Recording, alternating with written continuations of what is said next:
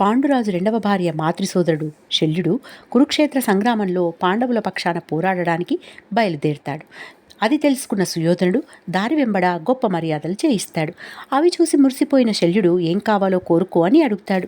తమ పక్షాన ఉండి యుద్ధం చేయవలసిందిగా కోరుతాడు సుయోధనుడు. ఏం చేయాలో తెలియక సరే అంటాడు శల్యుడు. ఇది తెలిసిన ధర్మరాజు కర్ణుడి రథానికి సారథ్యం వహించే అవకాశమే వస్తే అతడి ఏకాగ్రతను దెబ్బతీసేలా ప్రవర్తించవలసిందిగా కోరుతాడు. ఆ సమయం రానే వచ్చింది. యుద్ధం జరుగుతున్నంతసేపు పాండవులను పొగడడం, కర్ణుడిని విమర్శించడం చేస్తూ ఉంటాడు. అర్జునుడి బాణాల కంటే శల్యుని మాటలే కర్ణునికి ఎక్కువ బాధ కలిగిస్తాయి. శల్యుని ప్రవర్తన దిక్కుతోచని పరిస్థితుల్లో పడేస్తుంది. చివరికి రథచక్రం కుంగిన చెయ్యి సాయం అందించడు. చివరకు కర్ణుడు వీరమరణం పొందుతాడు. కర్ణుడి తర్వాత కురు సైన్యానికి నాయకత్వం వహించి పాండవులను ముక్కు తిప్పలు పెట్టిస్తాడు. పొగడ్తలకు పడిపోయే గుణమున్న శల్యుడు సుయోధనుడు పొగడగానే అతనికి, ధర్మరాజు పొగడగానే ఇతనికి సాయం చేస్తాడు. ఇంతకీ ఇతను మంచివాడు.